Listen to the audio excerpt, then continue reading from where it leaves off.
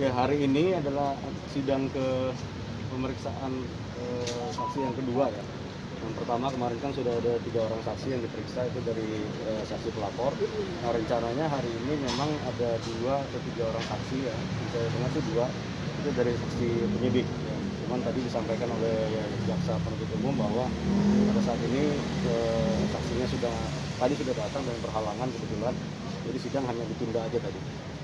Cuma hanya penundaan aja, nanti kita bersidang lagi di hari Selasa minggu depan tanggal 23 untuk agenda pemeriksaan saksi lagi. Sementara yang diinformasikan adalah masih dari saksi penyidik artinya yang melakukan penangkapan kemudian dilanjutkan dengan penahanan terhadap klien kami NN. Kalau saksi dia sendiri kapan kira-kira Pak?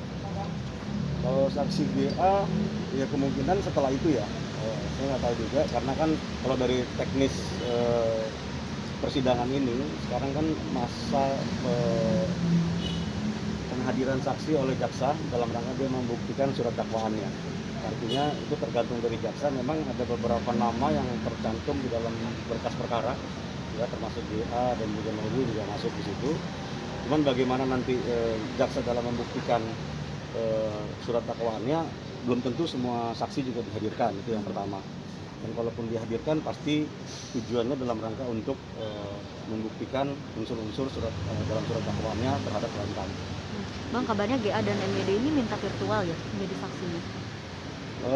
Kalau kami sih sebenarnya nggak ada masalah ya. Kalau misalnya mau virtual atau mau dia hadir ke sini juga sebenarnya nggak ada masalah.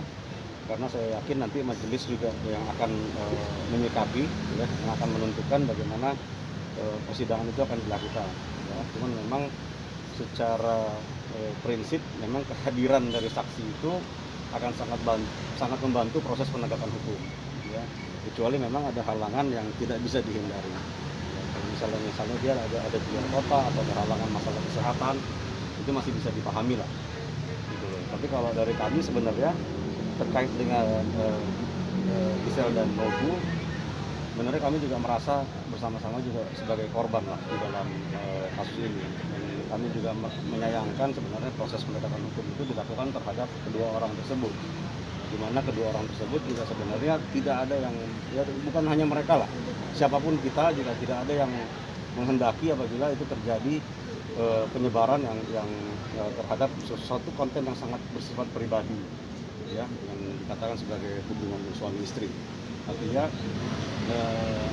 ya dalam proses penegakan hukum terhadap klien kami juga sebenarnya tidak berkaitan langsung ya, karena klien kami juga nggak kenal dengan GA dan Nobu, dan juga klien kami juga sebenarnya tidak pernah memiliki niat untuk menyebarkan itu. Dia hanya bertanya di dalam grup WA-nya, dan kemudian salah satu dari grup WA itulah yang melakukan penyebaran di Twitter. Itu kan kita sudah sama-sama tahu ya, itu sudah berkali-kali dirilis dari Polda. Cuman memang ada satu yang harus diklarifikasi, rilis di Polda itu seakan-akan klien kami dengan tersangka atau terdakwa yang satunya itu memiliki kesamaan niat.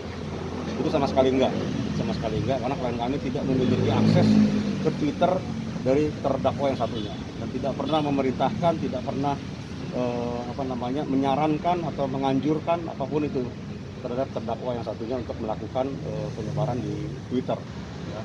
Jadi itu sangat clear, makanya kami juga sebenarnya merasa sebagai korban juga ya di dalam kasus ini. Artinya tidak ada sama sekali niat untuk menyebarkan. Biarlah orang yang dapat mempertanggungjawabkan atau dipertanggungjawabkan secara hukum itu memang orang yang benar-benar memiliki niat untuk melakukan penyebaran tersebut.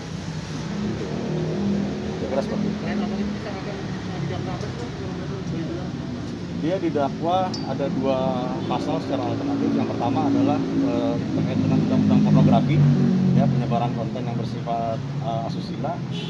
Yang kedua mengenai undang-undang ITE, dan ancaman pidananya itu adalah untuk yang pornografi paling lama 12 tahun dan untuk yang ITE paling lama 6 tahun. Ya. Jadi bisa dibayangkan bahwa klien kami ini sebenarnya kan hanya ranting aja ini yang kebetulan dipilih oleh pelapor, dimana kalau konten ini sebenarnya kan bisa menjadi viral karena ada banyak orang yang melakukan hal yang sama, ya. Cuman bedanya klien kami di sini dia mengirimkan konten itu sambil bertanya gitu. ini benar nggak sih di Gisel, dan dia langsung menghapus nggak lama, sekitar 2 atau 3 menit setelah dia mengirimkan ke grup yang isinya 5 orang aja. 5 orang artinya nggak bisa diakses oleh publik juga sebetulnya.